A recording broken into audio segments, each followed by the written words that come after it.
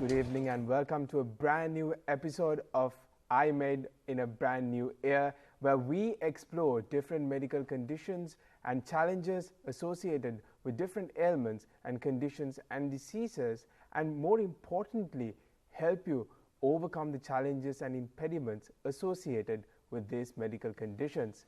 And today, starting off the new year with something that plagued the entire 2020 for all of us. It is COVID-19 that caused more than 1.7 million deaths and more than 80 million cases worldwide that took over the entire world last year.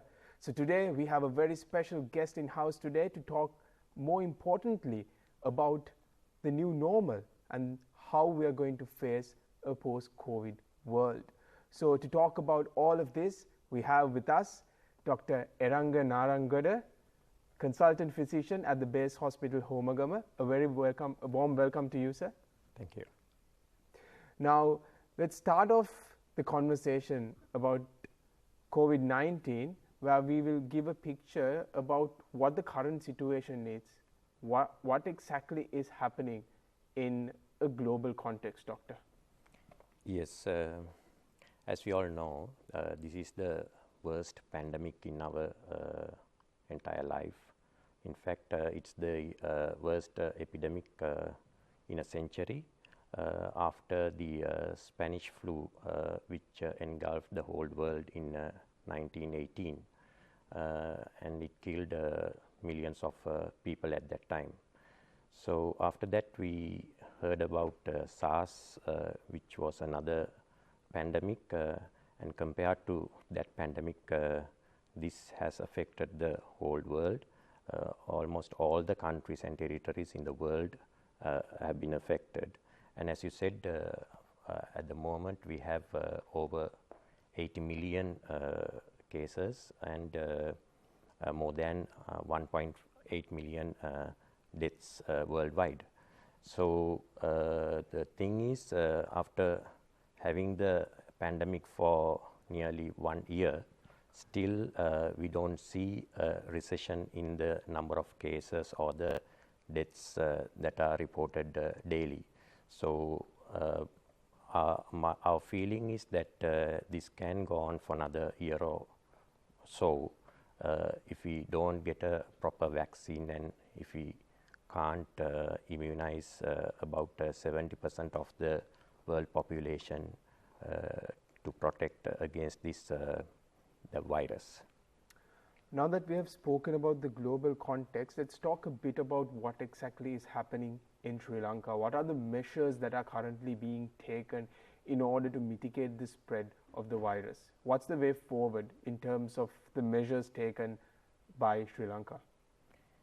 Yes, as you know, this is the second wave we have. In March, we recorded the first Sri Lankan COVID-19 patient, and at that time we had patients who were coming from abroad, like South Korea and the European countries, and then there were two clusters, one Navy cluster and the other was in the Kandakadu Rehabilitation Center. And we were able to control or contain the spread of the virus within about 3 months. And then again in October, we had another wave, which unfortunately was detected a little bit late, and this cluster was actually one which was exposed to the whole society, because it started from a factory, a garment factory, where all the workers were coming to work from the community. So because of these, the second wave was quite extensive, and to add more problems to us, the strain of the virus was a little bit different from the first wave, and this virus was more infectious. That means it was spreading more rapidly. So at the moment we have patients in a lot of areas in Sri Lanka. And fortunately, we have been able to manage this wave as well properly, because when you look at the number of deaths compared to the number of patients, our death rate is around 0.5. That's because we detect a lot of patients because we do random PCR tests and antigen tests to detect more patients, and all of these patients who have been detected have been admitted to hospitals, and they've been looked after properly, so that we have been able to reduce the number of deaths. But unfortunately, there have been some patients from the Cancer Institute Maharagama who are suffering from cancers, and there have been some patients with chronic kidney disease, and most of the deaths have been reported from this group of patients. Right now, Doctor, there were few cures that surfaced in the latter part of last year. Now, what is the situation? What is the current status related to these cures that were internationally produced, as well as we had some few local cures that came up about as well? We'll come into the local and traditional cures later on, but what is the status of the international cures that surfaced? Yes, from the very beginning, scientists have been working around the clock to find an antiviral drug for this new virus. As we all know, this is a brand new virus which we have never encountered in human beings before. So we've been trying several antiviral drugs, and initially few studies, small studies showed some promising results, but later on when we did larger trials or studies, they were found to be ineffective.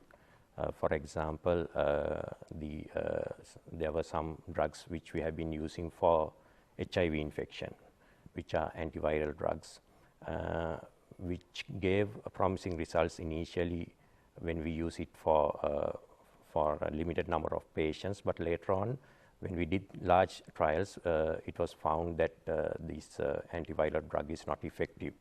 Then a lot of people were talking about this hydroxychloroquine, because one trial showed some good results, but later on when the World Health Organization did a bigger trial, it was found that this drug is also not very helpful, and it can have some adverse effects on some patients. So for the moment, we don't have a proper antiviral drug to kill the virus, but we have been able to manage these patients who get severe disease with some other medications. Like for example, certain antibiotics have been used and certain steroids have been used for these patients with severe disease with very good results. So with that, we've been able to reduce the number of deaths in this group of severe disease. Now, Doctor, that brings us nicely into the local, more traditional cures that came about last year. There's a lot of controversy surrounding these cures, whether they actually work or not. So what is your medical opinion on the effectiveness of these traditional or local cures that came about? Yes, these traditional or local remedies have been tried in other countries as well. For example, in China, they have tried several Chinese herbal medicines for this COVID-19 disease. But none of these have shown any significant effects on the virus. That is unfortunate. And in our country also, people claim that they have discovered various traditional medicines, but these we have to now in Western medicine we practice evidence-based medicine, because we need scientific evidence to prove that these drugs are effective for the patients. Otherwise, one thing will be exposing patients to unnecessary drugs which can have side effects. And also there can be a false security that after taking these medicines that they are safe, and they will give up all the preventive measures, and this can spread the disease faster.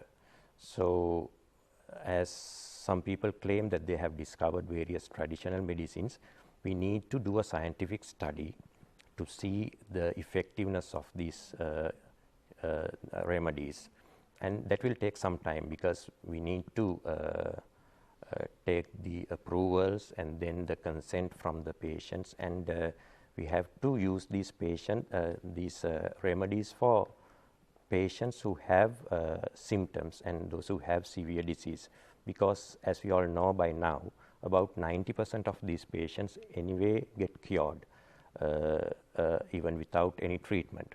So by using these traditional remedies for such group of patients, we won't be able to come to a conclusion that these medicines are effective.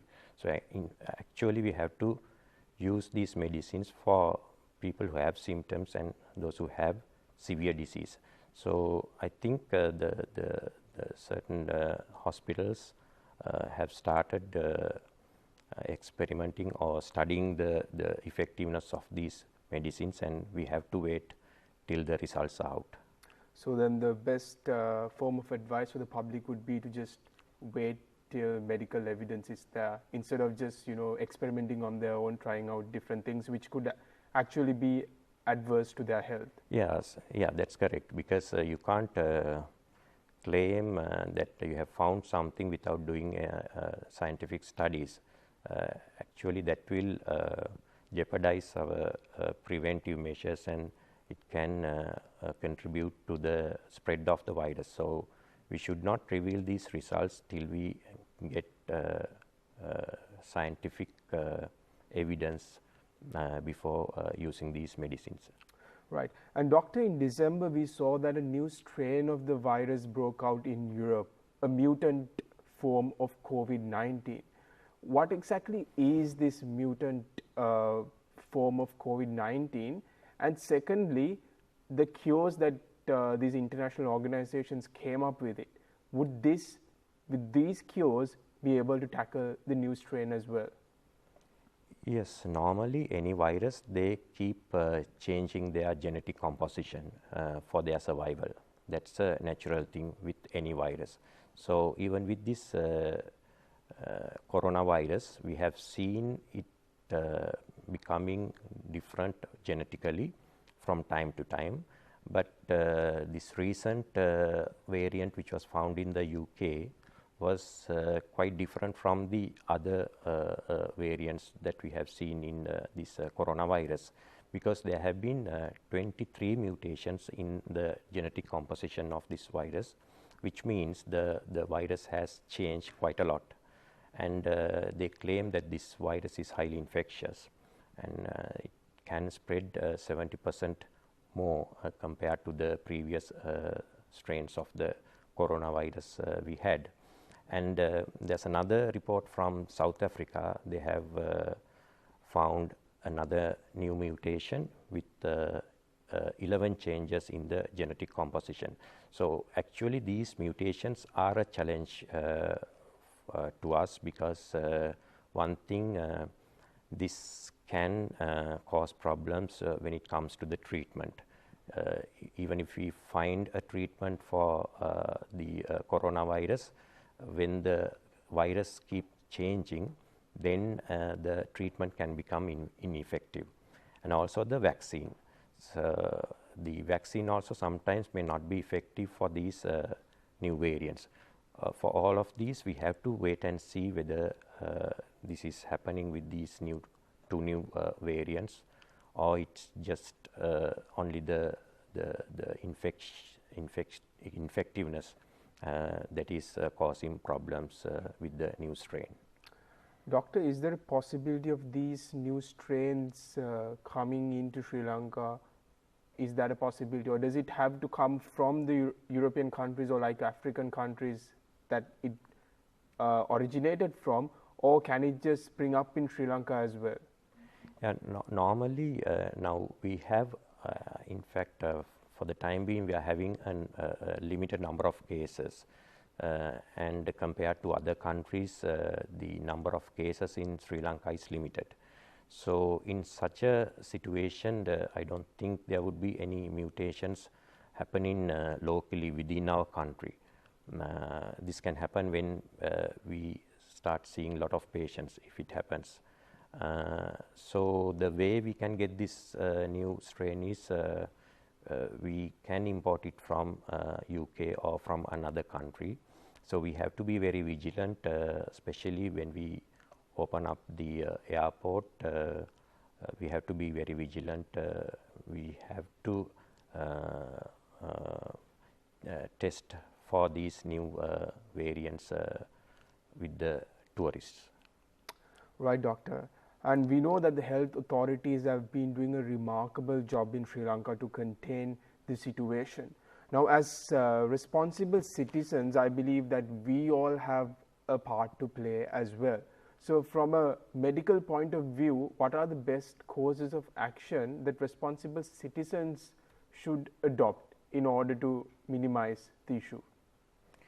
Yes, as we always advise, there are three main things we have to adopt. One is this physical distancing, then wearing a mask in a proper way, and then keeping your hands clean and safe. Physical distancing is very important. We recommend at least 1 meter distance between two persons if you are outdoors. But if you are inside a confined area like air-conditioned small space, then you should maintain at least about 2 meter distance. And wearing mask is also very important. That has to be done properly, because we see a lot of patients, they use a mask, but they don't wear it properly. So your mask should cover your nose and mouth, and so that when you cough or when you sneeze, you don't spread the virus and you don't get it from the others as well. And one more thing about the mask, we see some masks with filters, and we don't recommend such mask with filters, because when you exhale through these masks, through the filter, it won't filter the exhaled air. So if you have the virus, you can spread it to the others. Though you get some protection from the others, you can spread it in the community if you wear a mask with filters. So we should avoid using such masks. And hand hygiene is also very important. This has to be done properly. We say we need to spend at least about 20 seconds hand washing to clean our hands properly. And also we should not touch our eyes, nose or mouth after hand washing, because those are the organs through which the virus enters the body. And when you are in a public area, you should avoid touching the surfaces as much as possible. So these are the main preventive measures we recommend. And it's very important for you to stay away from the crowded areas and work from home as much as possible. Now, doctor, we live in a new normal where we see people have to get used to this new normal as well, because we have to survive with COVID as well. So on an ending note, what would be your message to everyone who's watching the show? How exactly, apart from the preventive actions that we take, apart from all the precautions we can take, because there is a certain part of population that is afraid to go out there, their daily livelihood is impacted. What is your advice to them for the part of the population that is scared to go out there? How can they actually embrace the challenge that is there and overcome this challenge? Yes, that is also very important, because now we've been living this for the last 7-8 months in Sri Lanka, and I think we'll have to live with this pandemic for the next maybe 10-12 months until we get a proper vaccine and till we vaccinate the population properly. So we have to do our day-to-day activities as well, do our job, and then our children's education is important. So we need to do our day-to-day activities while taking those measures that we recommend. So one thing now, if you want to go out, you have to adopt those precautions that we recommend. And also, if you are suffering from any illness, that is another problem with our people. Sometimes they are scared to go to a hospital to get treatment. So we have seen some deaths due to this problem because they don't go to a hospital. Some people, they have died at home because of this. So we have to keep in mind that if we get any symptoms of chest pain or some breathing problems or any other significant symptoms, we have to always consult a doctor, go to a hospital and get the treatment. And inside the hospital, again, you have to take those precautions of wearing a proper mask, hand hygiene, and keeping the distance. So that way only we can fight this pandemic and also run our economy and our country. That's very good advice, Doctor. And I think as responsible citizens, we all have our own responsibilities to keep an eye on ourselves, to keep an eye on our family, our friends, and our neighborhood as well. And at the same time, the authorities are keeping an eye on you. So then you know that you need to abide by the rules and regulations, especially during a pandemic like this. And more importantly, like Doctor said, it is very important for us to take the preventive measures, to take all necessary precautions and get used to living with this new normal, because it is utmost important that we all pay attention to whatever information that is being, the regulations, the information that is being passed down to all of us in order to, combat this situation. And we would like to extend our heartfelt gratitude to Dr. Ranganarangoda for joining with us for a very informative session, for enlightening all of us about the global situation and also going into the local context and giving us information on how to combat this problem and get used to the new normal. So thank you very much once again, Doctor, for enlightening us today. Thank you for having me.